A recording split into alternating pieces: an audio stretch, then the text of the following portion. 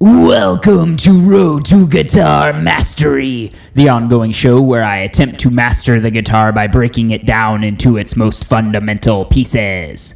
In my last episode, I demonstrated the usefulness of visualizing the major scale in thirds across the fretboard. Today, we are going to expand upon that knowledge by implementing secondary dominant chords. A secondary dominant chord is basically the 5 or 5/7 chord for any chord in a scale other than the root or the 1 chord. It's like a temporary modulation where you treat the other chords in a scale as if they were the home chord. If you use a secondary dominant chord going to the 2 chord, for example, you would say you are playing a 5 or 5/7 of 2, signified by a slash. In G major, the 2 chord is A minor, so the secondary dominant chord would be the 5/7 chord going to A minor, which is E7. Note that you can't have a secondary dominant chord going to your 1 chord because that would just be the normal 5/7 chord. Also, I won't say you can't do a 5/7 going to a 7 chord, but I will say it's not common, so this might be for those experimental composers out there.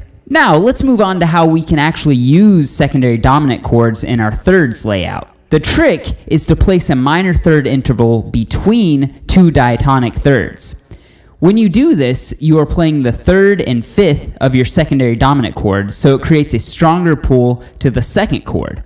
In this example, we are going from the 5 chord to the 6 chord. That minor third between the 5 and 6 chord implies the progression 5, 5 of 6, 6, or in G major, D major, B major, and E minor. By using the B major chord, you throw in a D sharp, which is not in the original key of G, and temporarily implies E minor as the home key.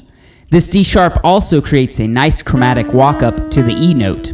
In this example, we are going from the 2 chord to the 3 chord, but we want to highlight the 3 chord.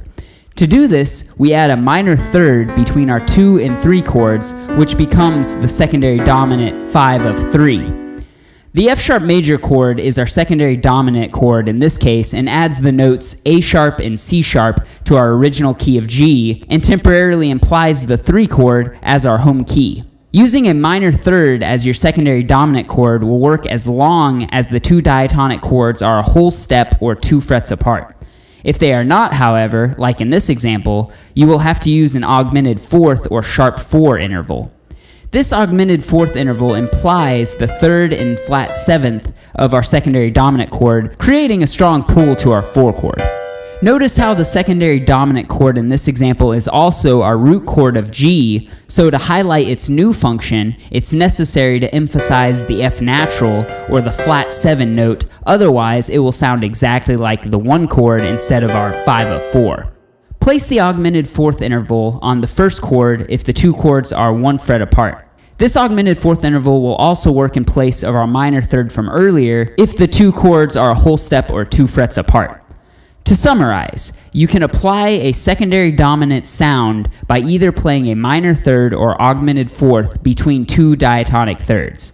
If the diatonic thirds are 1 fret apart, use the augmented 4th interval. Let me know if you have any questions in the comment section and I'll try my best to help you guys out. This concludes this episode of Road to Guitar Mastery. Thanks for tuning in and I will catch you all on the next one. Take care.